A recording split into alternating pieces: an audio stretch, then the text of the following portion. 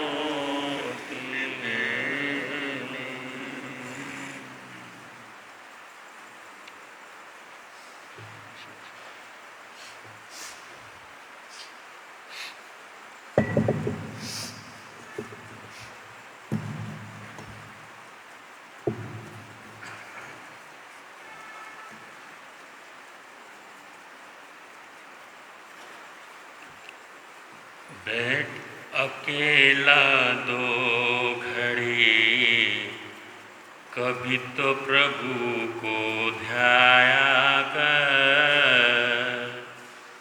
बैठ अकेला दो घड़ी, कभी तो प्रभु को ध्याया कर। मन मंदिर में गाफिला, झाड़ू रोज लगाया कर। झाड़ू रोज लगाया कर। मन मंदिर में गाफिला, झाड़ू रोज लगाया कर। झाड़ू रोज लगाया कर। सोने में तो रात गुजारी, दिन भर करता पाप रहा। सोने में तो रात गुजारी, दिन भर करता पाप रहा।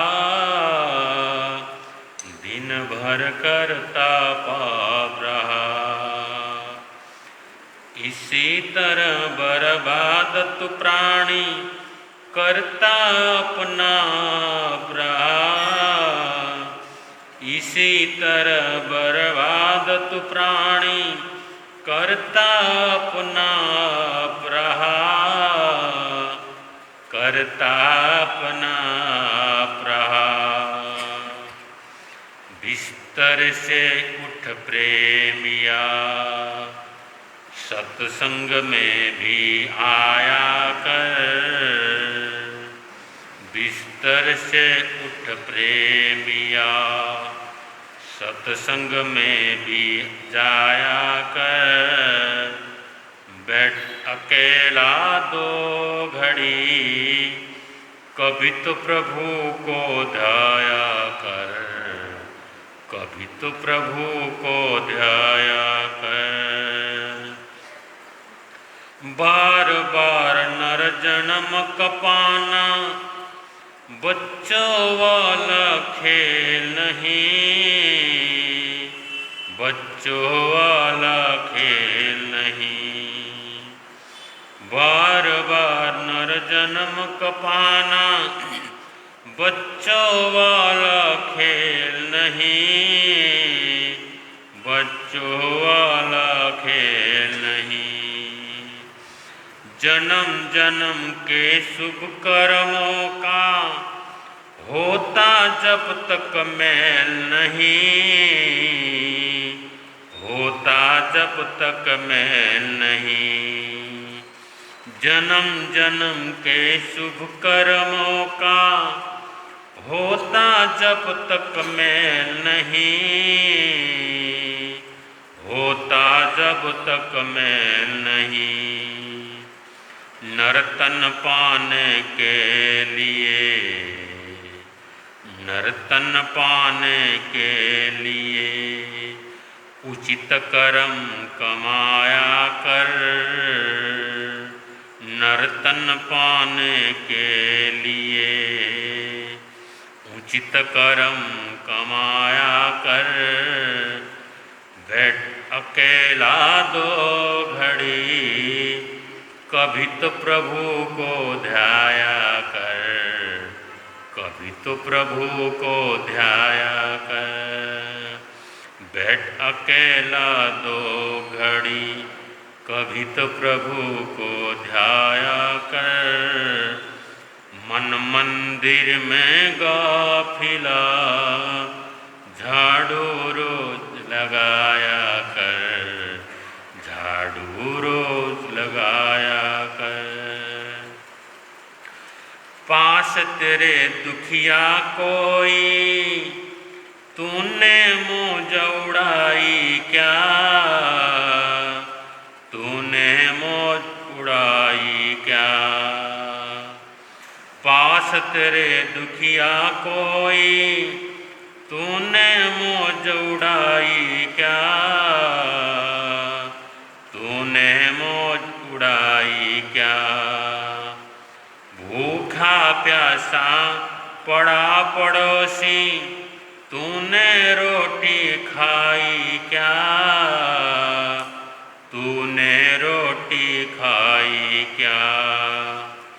भूखा प्यासा पड़ा पड़ोसी, तूने रोटी खाई क्या। तूने रोटी खाई क्या।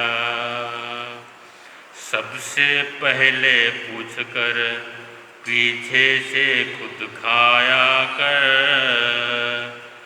सबसे पहले पूछ कर पीछे से खुद खाया कर। बैठ अकेला दो घड़ी, कभी तो प्रभु को ध्याया कर। कभी तो प्रभु को ध्याया कर। मंदिर में गाफिला झाड़ू रोज लगाया कर, झाड़ू रोज लगाया कर। वीर जिने सुर जग हितकारी शास्त्रों का निज ज्ञान दिया, शास्त्रों का निज ज्ञान दिया। अंधकार में पड़े जगत का कर करुणा उद्धार किया, कर करुणा उद्धार किया। अंधकार में पड़े जगत का कर करुणा उद्धार किया, कर करुणा उद्धार किया। वीर प्रभु का नाम तू प्रातः समय नित गाया कर, वीर प्रभु का नाम तू प्रातः समय नित गाया कर। बैठ अकेला दो घड़ी कभी तो प्रभु को ध्याया कर, कभी तो प्रभु को ध्याया कर। मन मंदिर में गाफिला झाड़ू रोज लगाया कर, झाड़ू रोज लगाया कर। मन मंदिर में गाफिला झाड़ू रोज लगाया कर, झाड़ू रोज लगाया कर। कभी तो प्रभु को ध्याया कर, कभी तो प्रभु को ध्याया कर।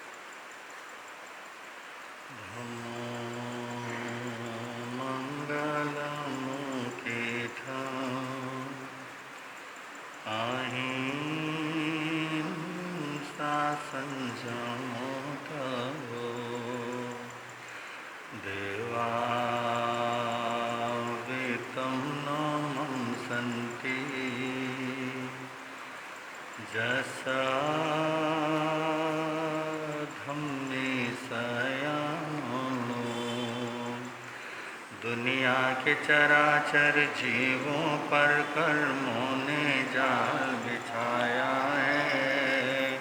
क्या साधु गृहस्थ क्या बाल वृद्ध बस कोई न बचने पाया।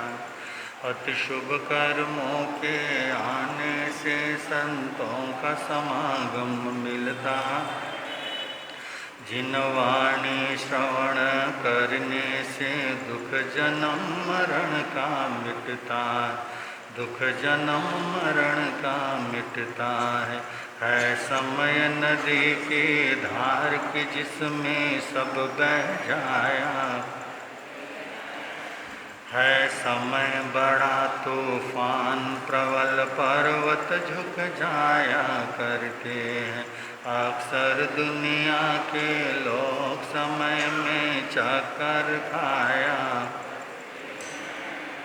लेकिन कुछ ऐसे होते जो इतिहास बनाया करते हैं, इतिहास बनाया करते हैं। अनंत अनंतोपकारी त्रैलोक्यनाथ शासन के महाप्राण शरण भगवान महाबली स्वामी को स्मरण करते हुए आचार्य भगवान एवं आराध्य गुरुदेव के चरणों में वंदना। मंच में विराजमान नेपाल हम गौरव वाचनाचार्य उपाध्याय और डॉक्टर श्री विशाल मुनि जी महाराज साहब के चरणों में कोटि वंदन। आदरणीय मुनिराज, प्रिय श्रोताजन, चातुर्मास कल्प के उपलक्ष्य में हम सब लोग वितराग वाणी श्रवण कर रहे हैं। वितराग वाणी को हम आपके समक्ष रखेंगे, उससे पूर्व हम सब लोग रलमिल करके गाएंगे। भगवन तेरे आराधना, भगवन तेरे मेरी जिंदगी की शान हो, मुझे एक यही वरदान दो, मुझे एक यही वरदान। मेरी आत्मा बलवान हो, भगवन तेरी आराधना, भगवन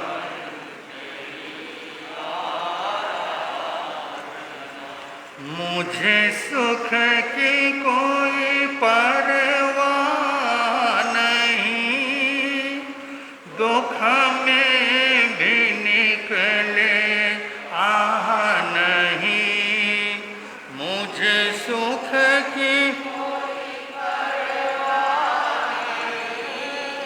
दुख में भी निकले आह नहीं, बस एक तेरा ध्यान हो, बस एक तेरा ध्यान हो, होठों पे तेरा नाम हो, भगवन तेरी आराधना, भगवन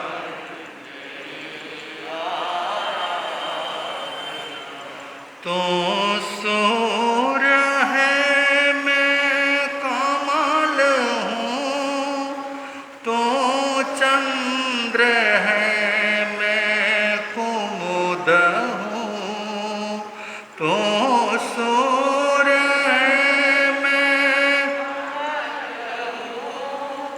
तो चंद्र है मैं कुमुद हूँ, तब कमल पद में स्थान हो, तब कमल पद में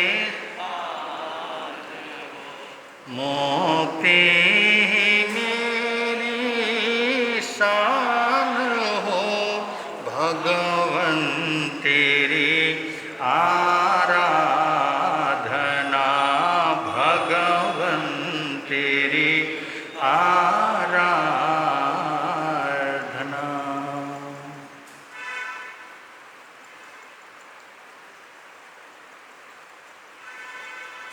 एक शिष्य अपने गुरु से प्रश्न करता है, किम विषम किम अमृतम, विष क्या है और अमृत क्या है। विष का मतलब जिसके सेवन करने से हमारी ये जो आत्मा और शरीर का जो संबंध बना हुआ है ये अलग अलग हो जाते हैं। विष जिस सेवन से हम लोग मरते हैं, तो अमृत से हमें शाश्वत उस सुख या अमरत्व की प्राप्ति होती है। तो शिष्य ने जब पूछा कि हम विष किसको कहें, तो गुरु ने समाधान करते हुए कहा था, हमारा क्रोध ही हमारा विष है और क्षमा अमृत के समान है, जिसकी चर्चा हम कर रहे थे। अगर क्रोध है तो किसी विष की आवश्यकता नहीं। हमारा पूरा शरीर जहर से भर जाता है। अनेकों ऐसे शोध किए गए जिसमें क्रोध के अवस्था में हमारी शारीरिक अवस्था क्या होती है और हमारी अवस्था के साथ साथ में हमारी जो प्रवृत्ति है किस तरह से बदल जाती है। एक बिल्ली को पीटा गया, उसको क्रोधित किया गया और उसके बाद उसको दूध पिला करके वैज्ञानिकों ने उसका फोटो निकाला। बंदो पूरे शरीर में विष के कण उनको दिखाई देते हैं। जब उसी बिल्ली को बड़े प्रेम से, वात्सल्य से दूध को पिलाया गया और उसके बाद उसका जो फोटो निकाला जाता था, फोटो निकाला गया, तब उसके भीतर में जो विष के कण हैं वो परिपूर्ण रूप में समाप्त होते हुए दिखाई उनको दिए। तो ऐसे ही हमारी भी जो अवस्था है कि हमारे अंदर अगर समता है, क्षमाभाव है, शांति है, आनंद है, यही हमें सुख देता है। क्रोध की अवस्था में तो बंधु हम स्वयं बेचैन होते हैं, हमारे स्वयं की अवस्था में परिवर्तन आता है। और ज्ञानी पुरुषों ने अनेकों ऐसे कारण बतलाए जो क्रोध पर विजय प्राप्त किया जा सकता है। उन बाह्य कारणों में भी या उन बाह्य कारणों से तो शायद इस पर विजय प्राप्त करने में हमें सफलता प्राप्त न हो, परंतु आंतरिक जो हमारी अवस्था है उसमें परिवर्तन के लिए बंदो क्रोध से होने वाले हानि को हमें स्वयं जानना पड़ेगा, जिससे हम लोग पूर्ण रूप में स्वस्थ रहते हैं। तो जब स्वस्थ व्यक्ति होता है वो अपना श्वास प्रश्वास मतलब जो हमारे श्वास की गति होती है तो लगभग 12 से लेकर 18 तक की होती है 1 मिनट में। और 12 से 18 अगर श्वास प्रश्वास अगर हमारे चलते हैं 1 मिनट में तो ये समझ लेना कि हम लगभग स्वस्थ हैं। अब जब बुखार आदि बीमारियों के द्वारा हमारे शरीर में ऐसी अवस्था आती है तो उस समय हमारे श्वास और प्रश्वास की गति तेज हो जाती है। 20 से लेके 30 श्वास तक हम लोग 1 मिनट में लेते हैं। परंतु जब क्रोध आता है, क्रोध के समय में हमारे श्वास की गति और भी तीव्र हो जाती है। 30 से लेके 40 श्वास हम लोग 1 मिनट में लेते हैं। ये सारे परिवर्तन होते हैं, परंतु ये परिवर्तन को देखना इतना आसान और संभव नहीं है। जब क्रोध आता है तो सबसे पहले हमारे मन में एक ही भाव आता है कि जिसके कारण मुझे क्रोध आया है उस कारण को मैं क्या कर दूं, समाप्त कर दूं। क्योंकि सुख के लिए तो अनेकों हम लोग अपने जीवन में शर्त रखते हैं, परंतु दुख के लिए कोई शर्त हमारे जीवन में होता भी नहीं। होता है ना, कभी कभी हमको अगर सुखी होना है तो अगर ऐसा होगा तो मैं सुखी होऊंगा, और ये चीज़ मिलेगा तो मैं सुखी बनूंगा, ऐसी चीज़ अगर मुझे मिल गए तो मुझे सुख की अनुभूति होगी।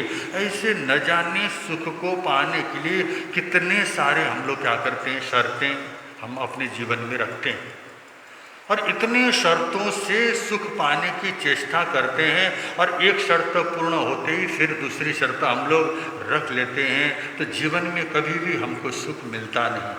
परंतु दुखी होने के लिए कोई शर्तें नहीं है। जरा सा कोई निमित्त मिल गया, जरा सा कोई कारण हमको मिलता है, तुरंत हम दुखी होने को तैयार बैठे हैं और दुखी हम लोग हो जाते हैं। और जब हमारे अंदर क्रोध आता है, अहंकार आता है, और क्रोध अहंकार के समय में बंदो कोई व्यक्ति हमें कुछ कहे या कुछ दुख दे, कोई ज़रूरी नहीं है। हम तो अकेले भी क्या होने को तैयार हैं, दुखी होने को तैयार हैं कि हमारे पास 4 कषाय हैं, क्रोध है, मान है, माया है और लोभ है। जिस विषय पे हम लोग कल चर्चा कर रहे थे, क्रोध, मान, माया और लोभ, जो 4 कषाय हैं और चारों गतियों में अलग अलग कषायों की अधिकता पाई जाती है। जैसे क्रोध सबसे अधिक कौन से गति के जीवों में होने की संभावना है? जो नरक गति के जीव होते हैं उनमें सबसे अधिक क्रोध नाम का कषाय पाया जाता है। और बंदो नरक में जाने का कारण भी क्रोध है कि अगर अंतिम समय में क्रोध की अवस्था में अगर हमारे शरीर से प्राण निकलते हैं तो बंदो हमारा जो अगला गति, जो हमारी जो अगली गति होगी वो नरक ही होगी, ये निश्चित है। मतलब जीवन भर साधना करने वाले साधक भी जब अंत समय में उनको क्रोध आता है और क्रोध आकर के उनकी गति क्या हो जाती है, बिगड़ती है और नरक में जाकर के उनका जन्म होना होता है। जो 4 कषाय हैं और चारों कषायों में बंदो सबसे अधिक नरक के जीवों में क्रोध पाया जाता है और अहंकार मनुष्य के पास अधिक होता है। मनुष्य गति में अहंकार की अधिकता होती है और मायाचारी पशु गति में, त्रियंच गति में पाया जाता है। तो लोभ की जो अधिकता है वो देव गति में पाई जाती है। तो कहने का अर्थ ये बंदो, अगर हम क्रोध में रहते हैं और 24 घंटा अगर हम लोग क्रोध में रहेंगे तो अंत समय में अगर क्रोध की अवस्था में ही हमारे शरीर में से प्राण निकल करके चले गए तो प्राण निकलते हैं तो हमारी गति निश्चित रूप में बिगड़ेगी और वो नरक गति में जाकर के इस आत्मा को बंदो जन्म लेना पड़ेगा। और नरक के बारे में बहुत बार आप लोगों को बतलाया भी जा चुका है। वहाँ की अवस्था क्या है, न्यूनतम आयु ही 10,000 वर्ष की होती है। इतने लंबे समय तक बंदो दुख में जाकर के इस आत्मा को क्या करना पड़ता है, दुख को भोगना पड़ता है। इसीलिए आज हम लोग साधना करते हैं, सामयिक करते हैं, संभाव में रहने का प्रयत्न करते हैं। आज हमारी जो सामयिक होती है और हमारे सामयिक से हमको क्या मिलता है, सामयिक से हमको समभाव की प्राप्ति होती है। और समभाव के लिए क्रोध पर विजय प्राप्त करना परम आवश्यक होता है। क्रोधी व्यक्ति समभाव को प्राप्त नहीं कर सकता है, किंतु क्रोध पर विजय प्राप्त करना परम आवश्यक होता है। एक पाश्चात्य विद्वान कोई किसी विषय पर उसका चिंतन चला और चिंतन चलने के बाद उसने अपने सारे चिंतनों का एक संग्रह रूप में बहुत विशाल डायरी का निर्माण किया। उसने लिखने का उसका और चिंतन करने का उसका शौक था। तो लिखते लिखते लिखते कहते हैं बंधु 30 वर्ष तक उसने अच्छे विचार और अंदर आने वाले अपने सुविचारों को लिखना प्रारंभ किया बड़ी मेहनत से। और क्योंकि बंधु कभी कभी ऐसे विचार हमारे दिमाग में आते हैं, जब हम लोग बाद में अपने ही विचारों को पढ़ते हैं तो हमको स्वयं को भी विश्वास नहीं होता कि ऐसा विचार, ऐसा चिंतन मेरे दिमाग में ही आया था क्या। मतलब इतने अच्छे अच्छे विचार भी कभी कभी हमारे मस्तिष्क में आते हैं। और वो जो व्यक्ति लिखने का जिसको शौक होता है, जो लिखता है, अपने विचारों को संग्रहित करने का जिसका शौक होता है, तो बंधु अगर वो संग्रह करता है तो उसके पास बहुत सारा ज्ञान का भंडार भी संग्रहित हो जाता है। तो ऐसे उस विद्वान ने अपना चिंतन लिखना प्रारंभ किया और चिंतन लिखते लिखते 30 वर्ष की उम्र हुई। और जो एक बार अपने चिंतन को लिखते हुए सारे संग्रहित उन पन्नों को अपने आगे रख करके और विचारों को लिख रहा था। और लिखते लिखते उसको थकान हुई और थकान होने के बाद भीतर चला गया, दूसरे कमरे में चला गया और दूसरे कमरे में जाकर के चाय पीने लगा। और चाय पी करके फिर अपने टेबल पर लौटा ही था और लौट करके जब आता है तो बंधु उसने एक घटना देखी।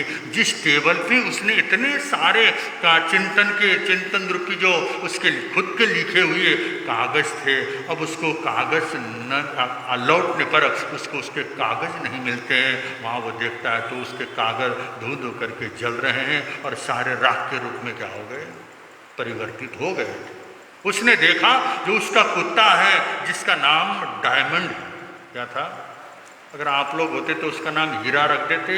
वहाँ पे क्या पाश्चात्य विद्वान था तो उसने उसका नाम डायमंड रखा। भले हमारे बच्चों के लिए नाम अच्छे नहीं मिलते, परंतु कुत्ते और ऐसे पशुओं के लिए तो हमारे पास बड़े अच्छे अच्छे शब्द और अच्छे अच्छे नाम मिल जाते हैं। तो उस कुत्ते का नाम था डायमंड। और उस डायमंड ने क्या किया, जब आदमी भीतर चाय पीने के लिए चला गया वो उछल करके उस टेबल पे चढ़ जाता है। और टेबल पे जो बंद उस पुराने जमाने के बाद जो बंधु एक दिया रखा हुआ था, शीशे के दिए से वो क्या करता था, लिख रहा था, प्रकाश में लिख रहा था। बंधु वो क्या केरोसिन का वो दिया उलट जाता है और उलट करके आग लग जाती है। सारे के सारे पन्ने क्या हो गए, जल करके सुहा हो गए।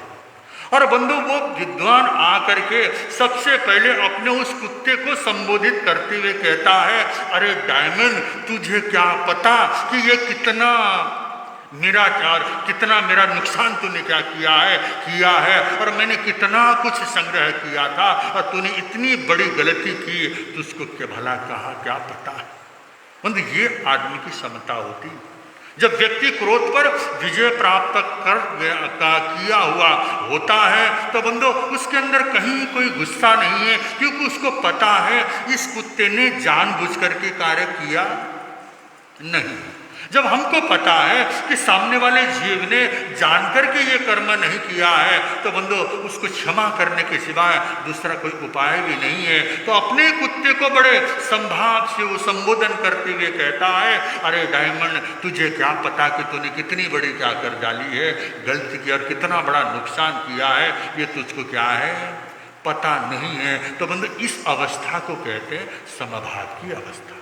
आज हम लोग सामयिक करते हैं और हम लोग कोशिश तो करते हैं कि समभाव आए, समता आए, परंतु आज हमारी समता कितनी गहरी है।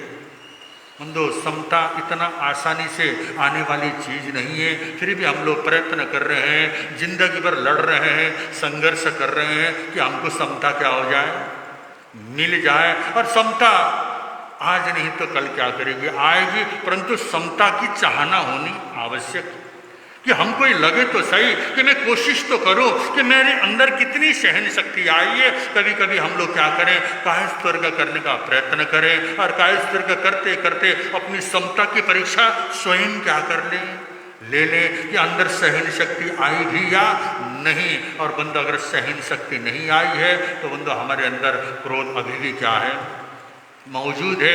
एक बार मोहम्मद एक तालाब में स्नान कर रहे हैं।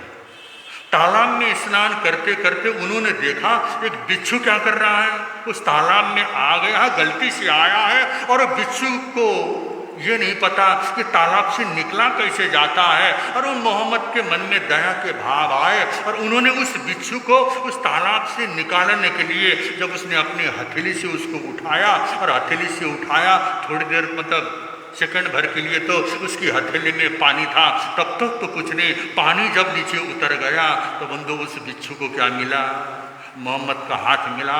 तो उसने बिच्छू ने उनके हाथ पे डंक मारा। तो डंक इतना असह्य था, इतना जोरदार था कि बंधु उनका हाथ हिल गया और वो फिर क्या हो गया, उसे तालाब में गिरा। और तालाब में गिरने के बाद फिर उन्होंने क्या किया, फिर उस बिच्छू को उठाने का प्रयत्न किया तो फिर उसने डंका मारा। ऐसा करते करते 3 बार मारा। चौथी बार भी वो जिस समय उठा रहे थे, एक आदमी तालाब के बाहर देख रहा था तो वो हंसते हुए मुस्कुराते हुए मोहम्मद शाह को वो संबोधन करते हुए कहता है, अरे आप किसको बचाने की कोशिश कर रहे हैं, ये आपके ऊपर डंका मारे जा रहा है और आप आप इसको बचाने की कोशिश कर रहे हैं, आप अपने कार्य में सफल नहीं होंगे। ऐसे पशुओं, ऐसे कीड़ों को बचाने में क्या लाभ। इस तरह से जब बोला तब मोहम्मद शाह ने कहा कि ये बिच्छू है, इसका स्वभाव है डंक मारना।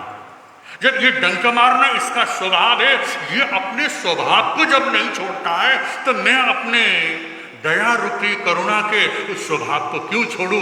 मेरे अंदर दया है, इसलिए मैं अपनी दया को क्या कर रहा हूं, पाने की यार अपनी दया के भावों के वशीभूत इस कार्य को करने जा रहा हूं। ये बंदो कहने में और सुनने में बड़ा सामान्य से लगते हैं घटनाएं, ये घटनाएं सब भले सामान्य से लगते हैं, परंतु बंदो जो व्यक्ति ऐसे कर्मों को कर रहा होता है उसकी कोई सामान्य साधना नहीं होती है, बड़ी ऊंची साधना क्या होती है। बंदो ये सामान्य साधक नहीं है, उस अवस्था तक पहुंचने के लिए बड़ा पुरुषार्थ और प्रयत्न करते हैं, तब जाकर के इस पुरुषार्थ तक पहुंचा जा सकता है। तभी जाकर के बंदो वो साधक अपने कषायों पर विजय क्या करते हैं।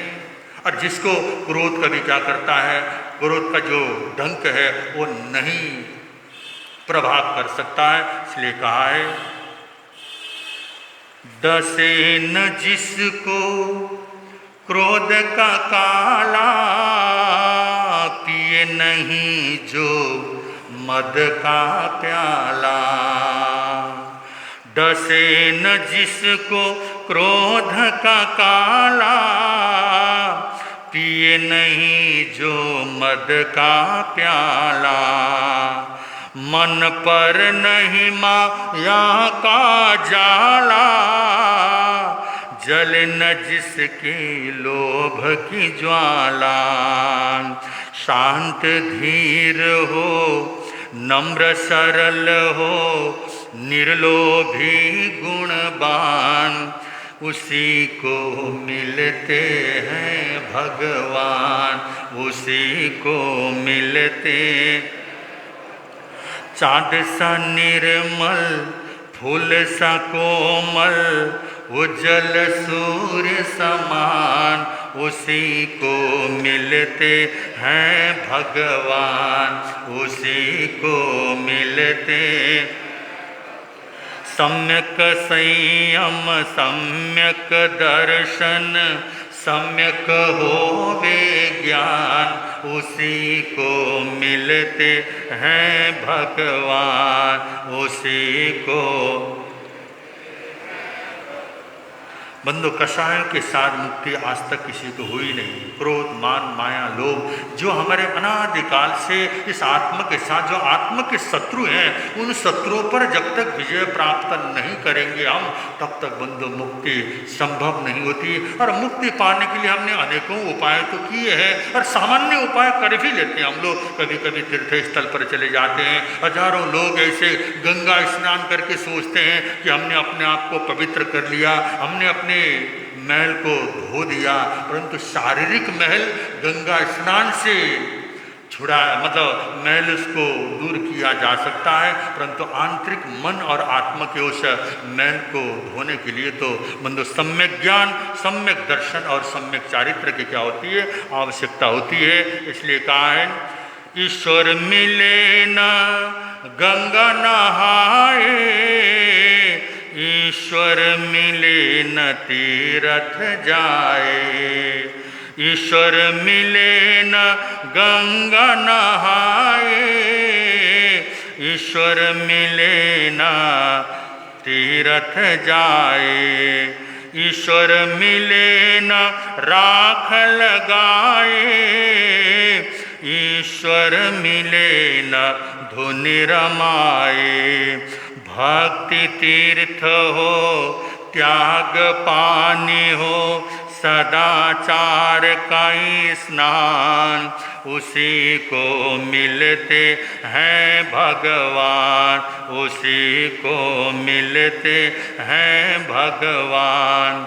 सम्यक संयम, सम्यक दर्शन, सम्यक होवे ज्ञान, उसी को मिलते हैं भगवान, उसी को मिलते।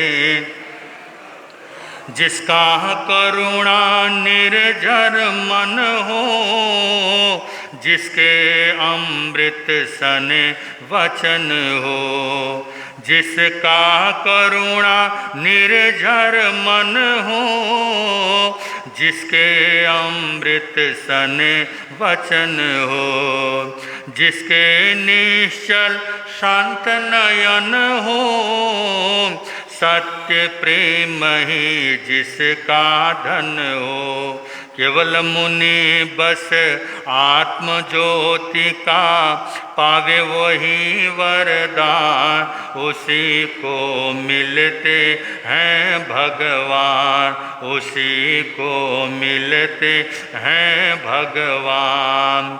चाँद सा निर्मल फूल सा कोमल, उज्जवल सूर्य समान, उसी को मिलते हैं भगवान, उसी को मिलते।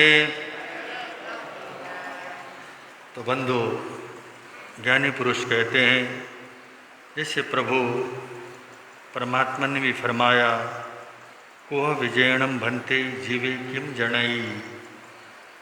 कहते हैं क्रोध पर विजय प्राप्त करने पर इस जीव को किस चीज़ के फायदा होता है, किस चीज़ का लाभ होता है।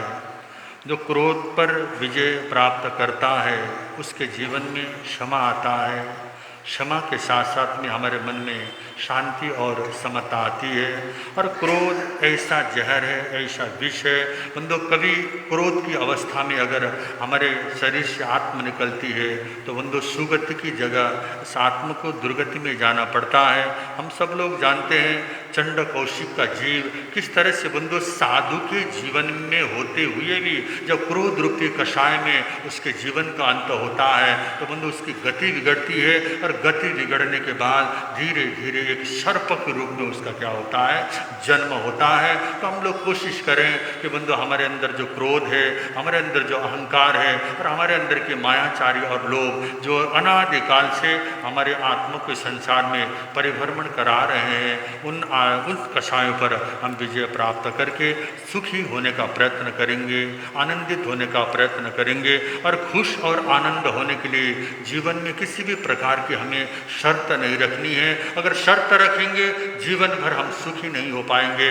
अगर ऐसा होगा तभी मैं सुखी बनूंगा। ये शर्त हम जीवन से हटा दें और जो भी है, जितना भी है, जहाँ भी हूँ, जैसा भी हूँ, उसी अवस्था को मैं स्वीकार करूँ और वर्तमान में जीने के योग्य बनकर। और जो व्यक्ति और वर्तमान में जी लेता है वो सुख शांति आनंद को पाता है। इसी तरह श्रेणिक चरित्र चल रहा है, उसको थोड़ा सा और आगे बढ़ा रहे हैं। श्रोता सुन लो ध्यान लगाकर, श्रेणिक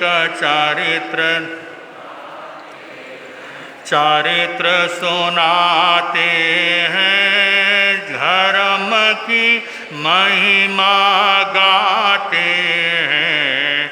श्रोता श्रेणिक चारित्र सुनाते हैं, लक्षण व्यंजन रूप रंग सब देखा बौंदाचारे। होनहार ये लड़का होगा मन में सोचे आए। श्रोता सुन लो ध्यान लगाकर, श्रेणिक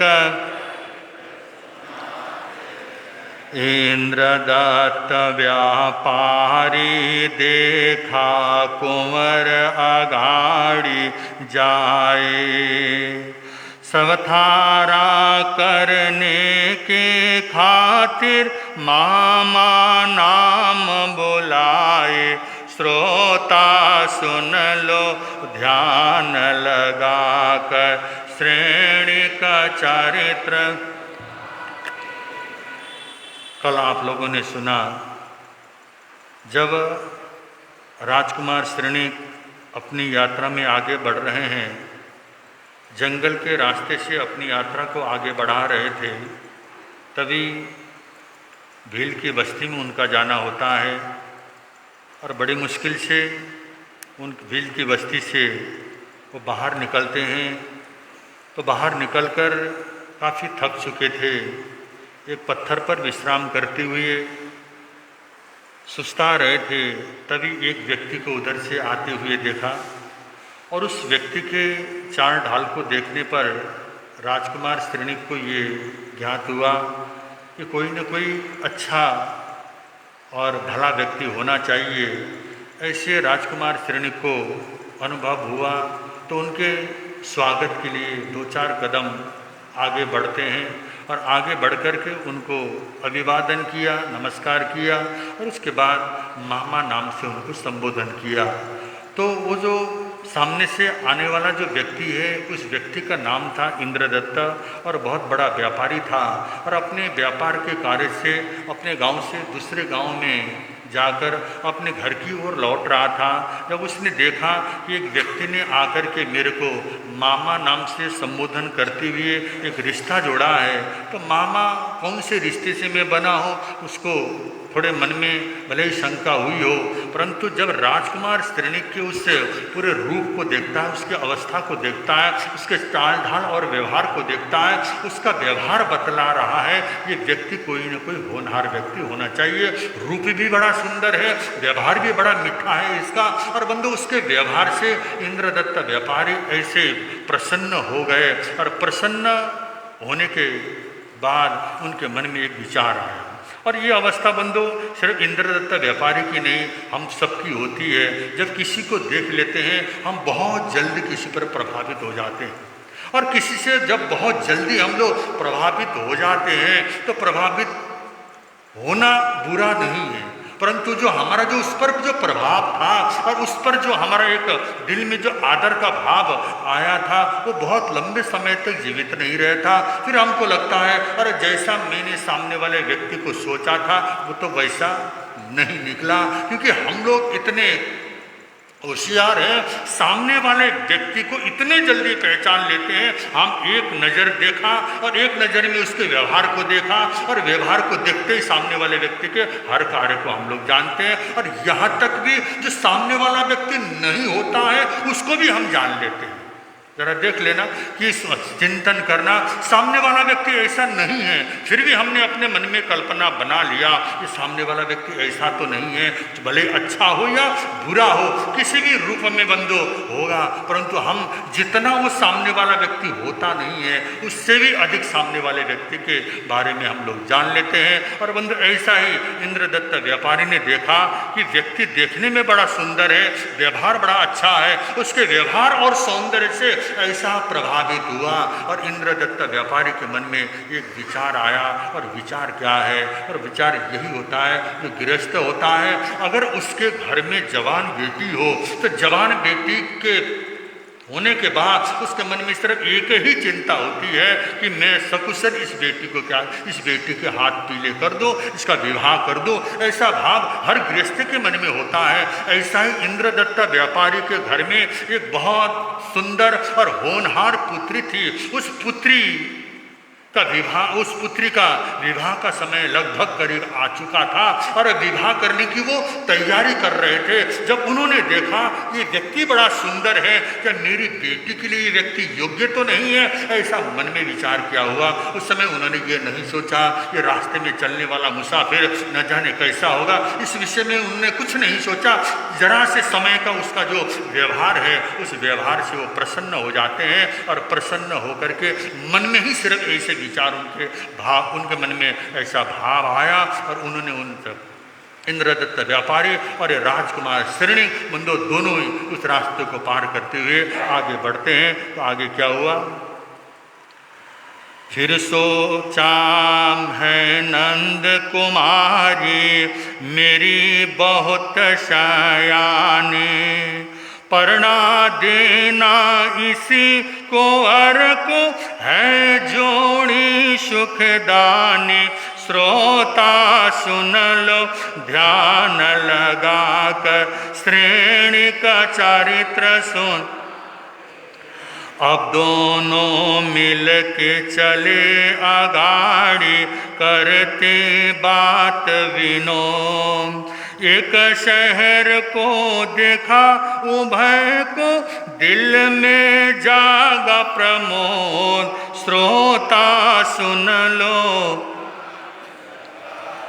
श्रेणी का चरित्र सुनाते हैं, क्षुधा निवारण कारण दोनों आए शहर बाजा। देख हाट मोदी से मांगी भोजन वस्तु उधार, श्रोता सुन लो ध्यान लगाकर, श्रेणी का चरित्र सुन। दोनों की यात्रा आगे बढ़ रही है और दोनों थके हैं, दोनों को भूख लगी है। जब कुछ दूर पर पहुंचते हैं, कुछ रास्ता तय करने के बाद देखा कि एक बहुत बड़ी बस्ती आई और उसको बाजार भी कहा जाएगा। बड़ा अच्छा बाजार था, लगा हुआ था, लोगों का रौनक भी वहाँ पे दिखाई देने लगा।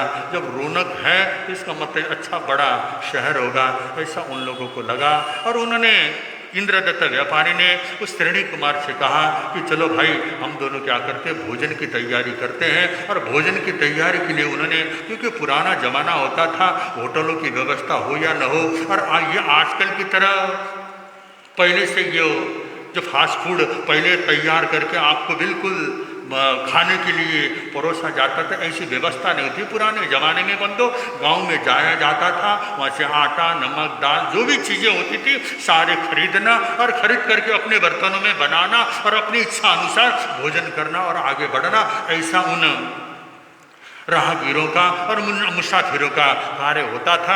ऐसा ही शायद दोनों ने ये विचार किया। एक जगह पर उन्होंने भूमि की सफाई करने के बाद जब उन्होंने कुछ योग्य सामग्री खरीदने के लिए इंद्रदत्त व्यापारी ने श्रेणी को गांव में, शहर में भेजा।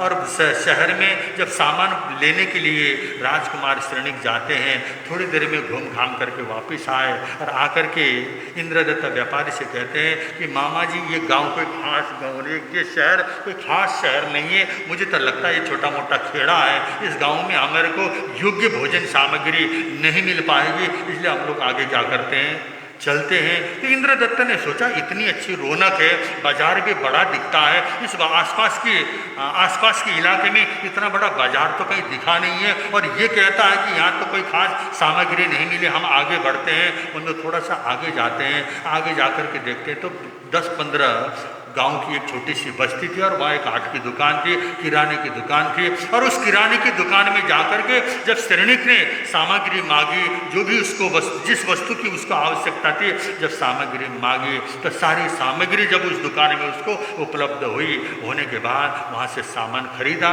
और खरीद करके इंद्रदत्त व्यापारी के सामने आकर कहता है ये गाँव बहुत अच्छा है, मैं तो इसको गाँव नहीं, इसको तो मैं शहर बोलूँगा। इतना अच्छा गाँव, लोगों का व्यवहार इतना अच्छा है, यहाँ हर सामग्री हमको उपलब्ध है, ये बड़ा हमारे योग्य गांव है। तो मामा जी एक रात हम जाकर क्या करते हैं, इसी गांव में विश्राम करते हैं। तो बंधु कुछ बोला उसने, और जैसा जैसा श्रेणिक ने बोला वैसा ही इंद्रदत्त व्यापारी मानते चले गए। और इंद्रदत्त व्यापारी के मन में थोड़ा सा भाव आया, इतने बड़े शहर को इस आदमी ने गाँव बोला, और ये छोटा सा खेड़ा जिसमें 10-15 घरों की ये बस्ती को ये शहर बोलता है, और पता नहीं ये व्यक्ति कैसा है। और थोड़ा थोड़ा मन में क्या होता है, हमारा भी व्यवहार कुछ ऐसा ही होता है ना, हम भी किसी गुरु को मानते हैं, किसी भगवान को मानते हैं, किसी साधना में लग जाते हैं, किसी मंत्र जाप में लग जाते हैं। और मंत्र जाप थोड़ी दिन तक अगर हमको सफलता नहीं मिली, फिर हमारे मन में शंका आनी शुरू होती, जिस जाप को मैं करता हूँ, जिस मंत्र को मैं जप रहा हूँ, उस मंत्र में मुझे सिद्धि मिलेगी भी या नहीं मिलेगी, आखिर सफलता मेरे हाथ में लगने वाली है। अनेक तरह की शंकाएं हमारे मन में क्या करती हैं, जन्म लेना शुरू करती हैं। ऐसा इंद्रदत्त व्यापारी के मन में भी कुछ विचार ऐसा आया, परंतु उस योग्य और युवा को उन्होंने मित्र बनाया था।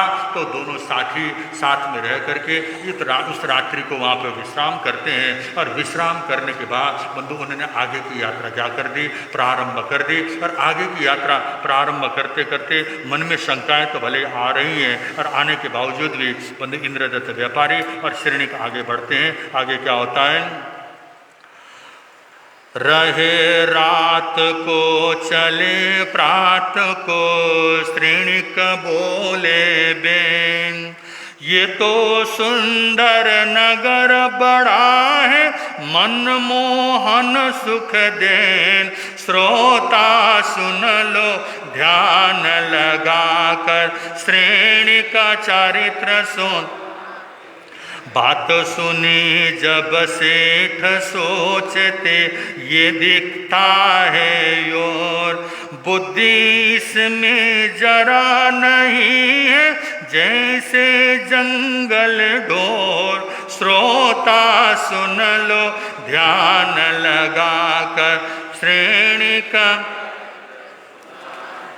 तो बंधु जब प्रातः काल को उठकर चलने लगे तो राजकुमार श्रेणिक ने उस गांव की कुछ ज़्यादा ही तारीफ कर दी। मतलब बहुत बड़े जो पर्यटक स्थल होते हैं वहाँ विश्राम करने के बाद जो अच्छा लगता है उस एरिया को उसको छोड़ करके जाने में हमारे मन में थोड़े से भाव आते हैं। ऐसा ही बंदो कुछ ज़्यादा ही प्रशंसा कर दी। ज़्यादा प्रशंसा करने के बाद इंद्रदत्त को वो प्रशंसा क्या हुई, नहीं पची। उन्होंने सोचा ये आदमी कुछ सिरफिरा तो नहीं है जिसके लिए मैं कुछ सोच रहा हूँ, बड़ा होशियार है, बड़ा सुंदर है, कहीं इसका दिमाग थोड़ा सरका हुआ तो नहीं। इतने बड़े गाँव को इसने पहले खेड़ा बोला और बस्ती बोली, और यहाँ आकर के छोटा सा गांव, रात को मैं भी रहा हूँ, अरे छोटे से बस्ती में कुछ था तो नहीं, परंतु कुछ ज़्यादा ही ये तारीफ कर रहा है। और बंदो उनके मन में थोड़ा सा विचार क्या करने लगा, आने लगा। फिर उन्होंने मन ही मन में न उन्होंने उसके सामने प्रस्ताव रखा था और बंधु ने अब उनको वापस क्या करा, मन ही मन में उन्होंने एक प्रस्ताव रखा कि इस व्यक्ति के साथ मैं अपने कन्या का विवाह रचाऊंगा। और बंधु मन ही मन में उन्होंने क्या किया, यही तो खेल होता है हमारे मन में। अनेकों तरह के विचार हम क्या करते हैं, किसी के बारे में हम सोचते हैं, किसी के बारे में हम भले अच्छा सोचें या बुरा सोचें, यह हमारे मन का अपना खेल होता है। सामने वाला व्यक्ति तो जैसा होता है वैसा ही रहता है, और हमारी दृष्टि सामने वाले को अच्छा भी बना देती है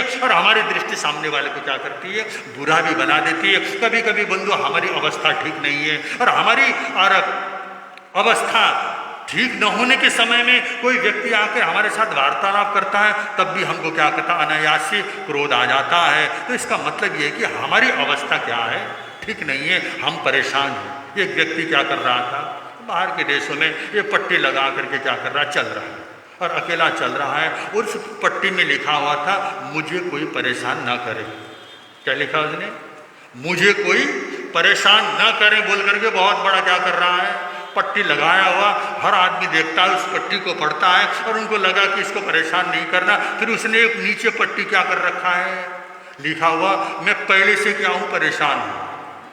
उसने ये लिखा, मुझे कोई परेशान न करे क्योंकि मैं तो पहले से क्या हूँ, परेशान हूँ। ये हालत हम सबकी यही है, हम पहले से क्या हैं, इतने परेशान हैं, इतने परेशान हैं, और हम कहते फिरते हैं कि मुझे परेशान मत करो। अरे सामने वाला व्यक्ति कोई तुम्हें परेशान नहीं करता है, तुम्हारी अपनी सोच होती है, तुम्हारा अपना व्यवहार होता है, हमारे अपने कर्म होते हैं। स्वयं हम क्या कर रहे हैं, दुखी हो रहे हैं, और सामने वाले के दो शब्दों को पचाने की शक्ति मेरे भीतर नहीं है, तो मेरी कमजोरी है ना। सामने वाले व्यक्ति ने मुझे दुख नहीं दिया, सामने वाले व्यक्ति मुझे गाली देता है, गाली को पचाने की शक्ति पैदा करो। आप रोज भजन गाते हो ना, भगवन तेरी आराधना मेरी जिंदगी की शान हो, हे प्रभु मुझे एक वरदान दो, मेरी आत्मा क्या हो जाए, बलवान बने। मेरे अंदर शक्ति है, मेरी आत्मा अगर बलवान बनती है तो सामने वाला व्यक्ति कोई मुझे सुख और दुख देता नहीं है। ये बाहर के जितने भी निमित्त हैं, आज निमित्त को हमने कारण मान लिया है। जो निमित्तक है, निमित्त को ही कारण मानकर हम लोग दुखी हो जाते हैं। निमित्त को कारण क्या करना, नहीं मानना। और बंधु वो तो निमित्त है, निमित्त ही रहेगा। और बंधु जो महापुरुष होते हैं, जो साधक होते हैं, वो निमित्त को क्या करते हैं, अपना मित्र मान लेते हैं। जैसे गज सुकुमार के सिर पर अंगारे रखे गए तो बंधु सुनील ब्राह्मण को उन्होंने दुश्मन नहीं माना, उन्होंने कहा ये तो मेरा मित्र है और मुझे सहयोग दे रहा है, मेरे कर्म निर्जरा, मेरे को कर्म जलाने में कितना बड़ा उपकार है इस व्यक्ति का। इस तरह की सोच क्या करती है, आती है और हमारी भी आ सकती है, परंतु हम क्या सोचते हैं, नहीं ऐसा तो हम हो नहीं सकते, गज सुकुमार जैसे हम बन नहीं सकते, महावीर की तरह हम लोग सोच हो नहीं सकते।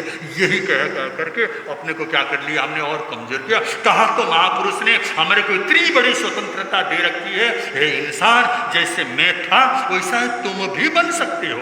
जैसे महावीर एक बार महावीर होके चले गए, महावीर की तरह बनने की शक्ति, महावीर जैसे बनने की आवश्यकता नहीं, तुम जैसे बन जाओ। क्या है, तुम्हारी आत्मा में भी परिपूर्ण अवस्था प्राप्त करने की शक्ति है, एक बार जानो तो सही। एक बार आप जानेंगे, पढ़ेंगे, अपने आप की शक्ति को पहचानेंगे, तभी जाकर के हमारे जीवन में क्या होगा बंदो, हमारी आत्मा का कल्याण हो सकता है। इसलिए बंदो, औरों से आप ये परेशान हूँ बोल करके, ये परेशान का क्या है, दुकान खोलने की अपेक्षा हम क्या करें, कभी कभी होता है ना, दुखी के सामने जाकर के हम बड़े दुखी क्या हो जाते हैं, और हमको ऐसा लगता है कि मैं बहुत बड़ा क्या कर रहा हूँ, सामने वाले का सहयोग कर रहा हूँ। नहीं, दुखी के सामने जाकर के दुखी मत होना, और दुखी होकर के एक दुखी की संख्या बढ़ाने से कोई लाभ नहीं है। हमको तो क्या करना है, अगर सामने वाला व्यक्ति दुखी है तो तुम उसको सुख का रास्ता क्या कर सकते हो, बतला सकते हो। तुम स्वयं दुखी होके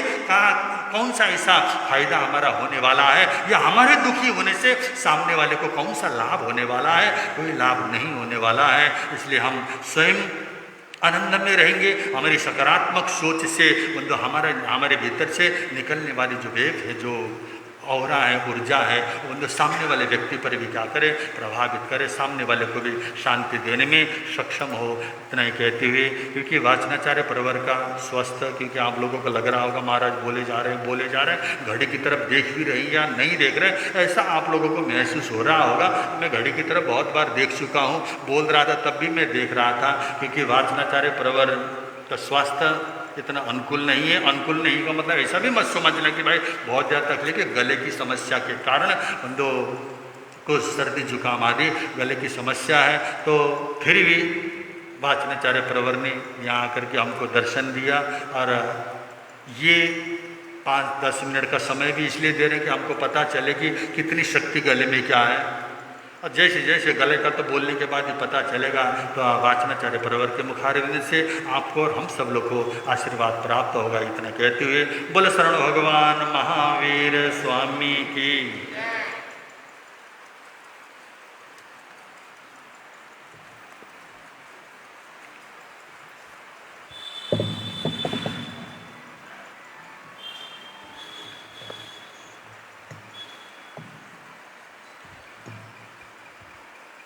आप सभी श्रावक श्राविकाएं प्रभु परमात्मा के संदेश को सुन रहे हैं, और स्वर्णिम चरित्र के माध्यम से एक श्रावक का चरित्र जो हमारे जीवन के लिए सबसे बड़ा आदर्श है, क्योंकि वो भगवान महावीर स्वामी के समकालीन थे। भगवान महावीर स्वामी का और शौनक महाराजा का एक ही समय है, तो इसलिए उस समय के वातावरण को, उस समय के इतिहास को, उस समय की जीवनचर्या को, और उस समय श्रावक श्राविकाओं का कैसा जीवन रहता था, या उस समय के लोग किस तरह से रहते थे, ये सब ऐतिहासिक प्रसंग शौनक चरित्र के माध्यम से आप लोग सुन रहे हैं। और बहुत अच्छी तरह से हमारे मणिभद्र मुनि महाराज साहब उसको आगे बढ़ा रहे हैं। भरपूर लाभ लें, ये चरित्र आगे बहुत कुछ हमारे लिए आदर्श प्रस्तुत करने वाला है, क्योंकि भगवान महावीर स्वामी के जो श्रेष्ठ श्रावकों में शौनक महाराजा का नाम आता है, जिन्होंने तीर्थंकर नाम गोत्र का परिवर्तन किया। प्रभु परमात्मा ने जो हमारे को संदेश दिया है, वह प्रसंग चल रहा है तपाचार के माध्यम से। तपाचार का वर्णन करते हुए प्रभु परमात्मा का संदेश ये है कि तप दो तरह के हैं, एक बाह्य तप और दूसरा अभ्यंतर तप। एक बाह्य तप, एक आंतरिक तप। वैसे जो तीर्थंकर होते हैं उनका व्यक्तित्व इतना ऊंचा होता है, उनके दृष्टिकोण में, उनके ज्ञान में, उनकी जानकारी में कोई भी चीज अंदर और बाहर के भेद से भेदित नहीं होता। उनके लिए तो सब कुछ है, क्योंकि उनका व्यक्तित्व एकाकार हो चुका है। वो संपूर्ण जगत को अच्छी तरह से जानते हैं, इसलिए इसलिए श्रवण भगवान महावीर स्वामी ने जो ये कहा है बाह्य तक और अभ्यंतर तक, ये उनकी दृष्टि से नहीं है, ये हमारी तुम्हारी दृष्टि से, क्योंकि हमारा जीवन खंडित है। हम अंदर से कुछ अलग है, बाहर से कुछ अलग है।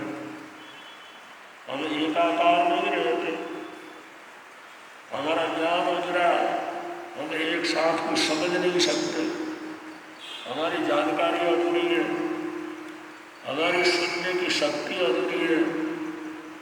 इसलिए जो बाह्यतम और अभ्यंतर का वर्णन हुआ है वो भगवान की दृष्टि से नहीं है, हमारी दृष्टि से। क्योंकि जब कोई छोटा सा बच्चा आता है तो उसको समझाना तो उसकी भाषा में समझानी पड़ती है।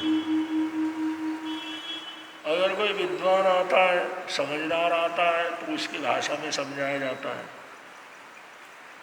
अगर कोई बहुत साधारण व्यक्ति है तो उसको साधारण भाषा के अंदर समझाया जाता है।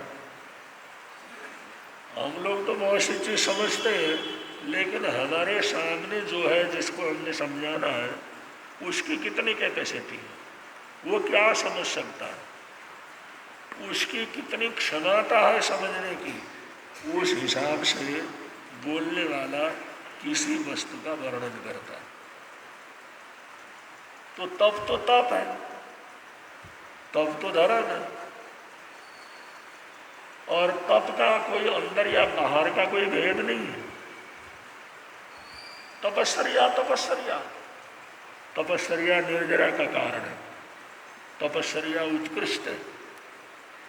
तपस्या को उत्कृष्ट रूप से किया जाता है तो आत्मा से परमात्मा बना जा सकता है। लेकिन फिर भी बाह्य भेद बतलाए 6 और अभ्यंतर बतलाए 6, इस प्रकार का 12 भेद हो जाते हैं। और ये 12 प्रकार के तप ये प्रभु परमात्मा के हिसाब से नहीं, तीर्थंकरों के हिसाब से नहीं, हमारे हिसाब से है कि ये सब हमारे को समझाने के लिए श्रवण भगवान महावीर स्वामी ने ये अलग अलग 2 भेद किए हैं। और शास्त्रकार कहते हैं इसमें भाषा की भी बड़ी दिक्कत होती है। भाषा इतनी कमजोर है, भाषा इतनी सीमित है कि ज्ञानी लोग अपना पूरा का पूरा ज्ञान, समग्र ज्ञान एक साथ किसी को समझा नहीं सकते। उनको अलग अलग रूप से समझाना पड़ता है। जैसे हमारा शरीर है एक है, कोई शरीर अलग अलग थोड़ी है, हमारा शरीर तो एक है। लेकिन अगर हम शरीर का वर्णन करने लगे तो सिर का वर्णन करेंगे, हाथों का वर्णन करेंगे, पेट का वर्णन करेंगे, पैरों का वर्णन करेंगे, फिर कहेंगे ये सारा शरीर मिलकर के शरीर होता है। लेकिन ये वर्णन करने में तो ये अलग अलग जो है खंड हो जाते हैं, लेकिन होने को तो शरीर एक है। और हम एक साथ किसी चीज को बोले ऐसे शब्द की शक्ति नहीं है। जब किसी चीज को प्रकट करना होता है तो भाषा के माध्यम से प्रकट किया जाता है। भाषा सीमित है। भाषा तो 12 खड़ी के अंदर है, 16 स्वर और 36 व्यंजन। उतने ही शब्दों के अंदर भावों को प्रकट करना है। तो उसके अंदर ये ताकत नहीं है कि सभी चीज़ों को एक साथ हम बोल सकें। ज्ञान तो उनका अद्भुत है, लेकिन वो समझ भी इतनी अद्भुत है, केवल ज्ञानी है।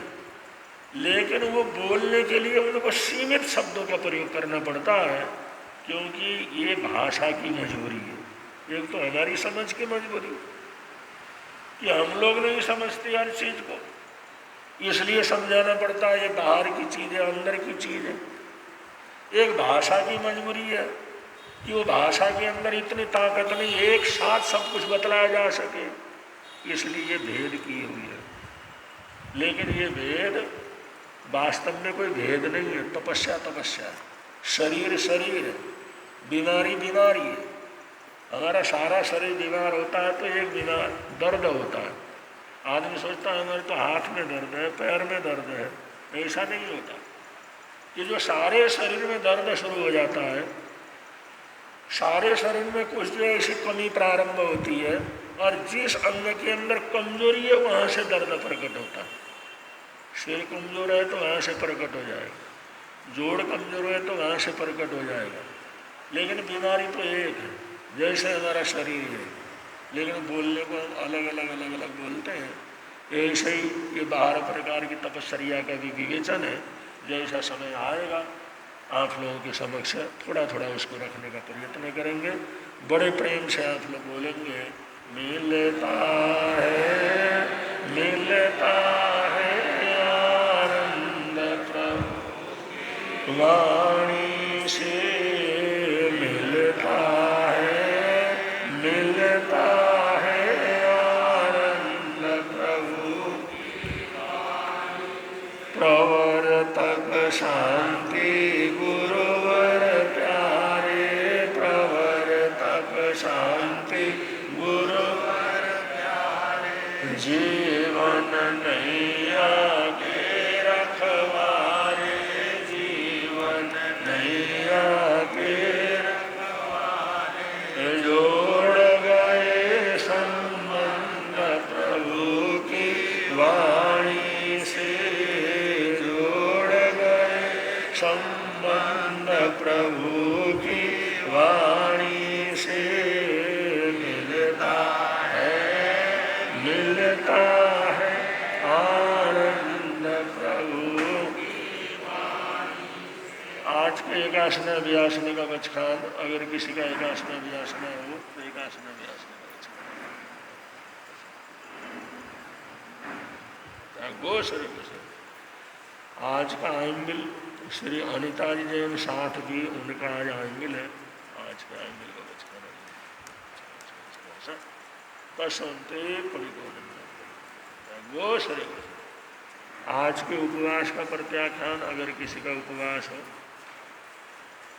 आज 27 तारीख है, 27 तारीख का जाप है श्री आयर्य भगवान को वंदन बारंबार, श्री आयर्य भगवान को वंदन बारंबार, श्री आयर्य भगवान को वंदन।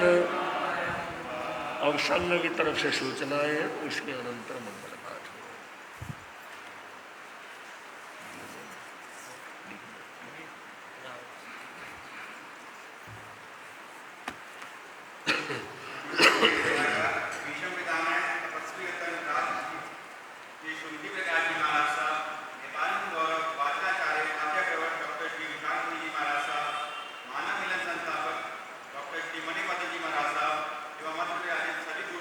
गुरु भगवंतों के पावन श्री चरणों में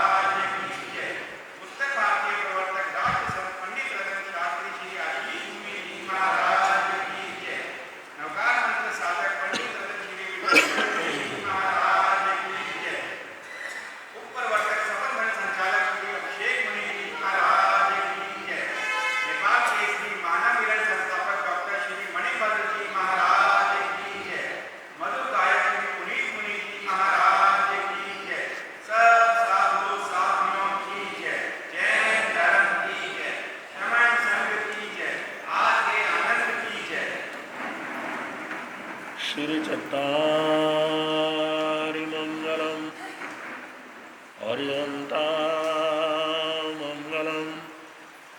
सिद्धामङ्गलं साहूमङ्गलं केवलीपनत्तु धम्मो मङ्गलं चत्तारिलोत्तम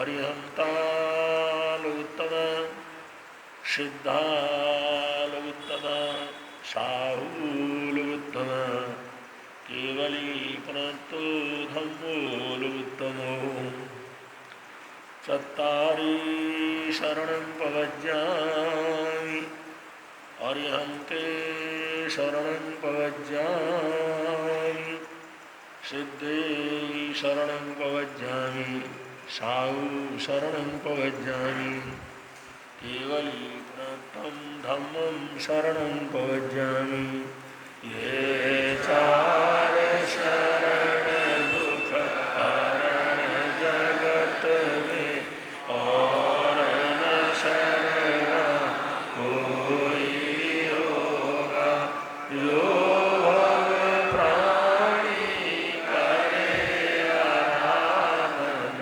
उसका अजर अमर पद होगा उसका सदा ही मंगल होगा।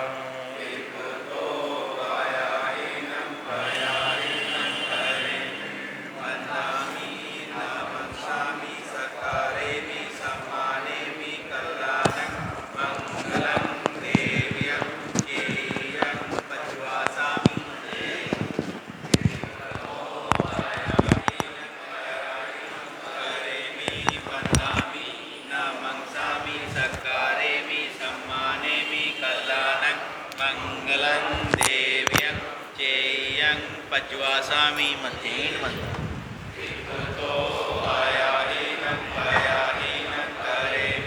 वन्दामि न मंसामि सकारेमि सम्माने कल्याणं मंगलं देव्यं चेयं पज्वासामि मध्येन वन्दनं